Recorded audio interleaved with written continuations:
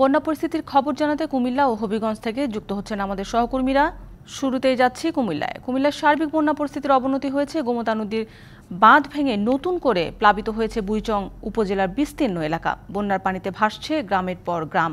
এখন পর্যন্ত 4 জনের মৃত্যুর খবর পাওয়া গেছে।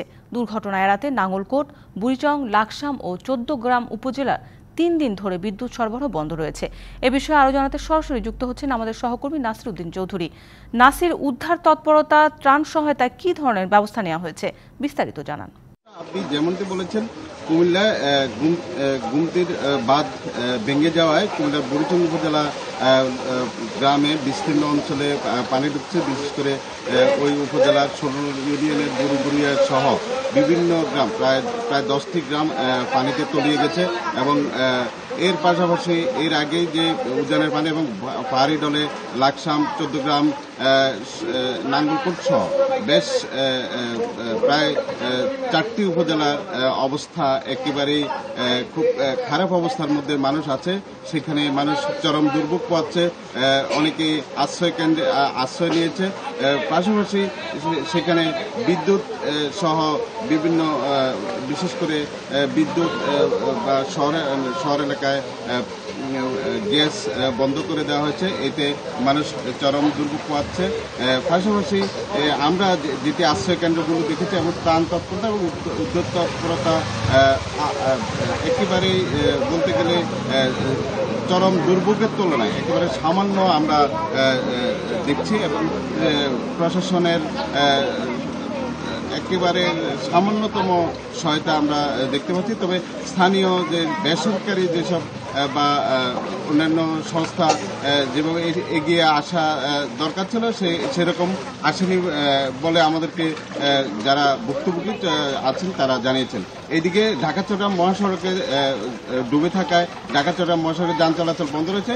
কুমিল্লা ক্যান্টনমেন্ট এলাকায় চট্টগ্রামমুখী যেসব পরিবহন চট্টগ্রাম উদ্দেশ্যে যাচ্ছিল সেগুলোকে আবার ঢাকায় ফিরিয়ে দেওয়া হচ্ছে।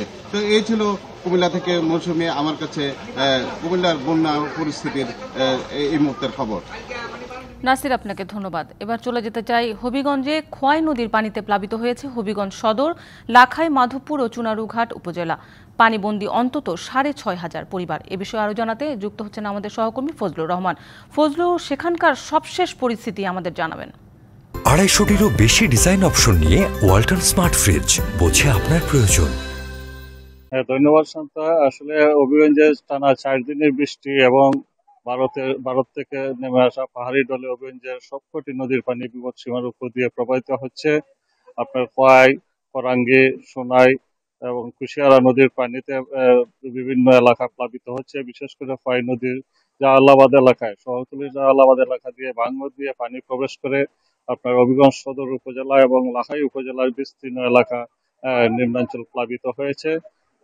এছাড়া আপনার ওই যে বায়ুবাদ বিভিন্ন জায়গায় শহরতলির তেতুইয়া, মশাজান, বাদই, চরহামুয়া সহ বিভিন্ন এলাকায় বাঁধের মেঝে ফাটল দেখা দিয়েছে।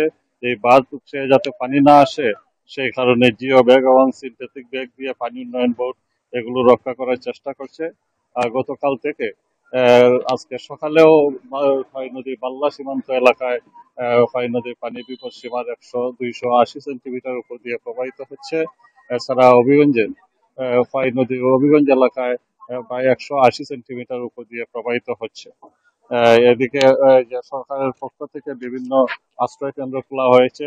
আপনারা জানেন যে এই যে পানির কারণে প্রায় 6,500 মানুষ পানিবন্দী অবস্থায় রয়েছে।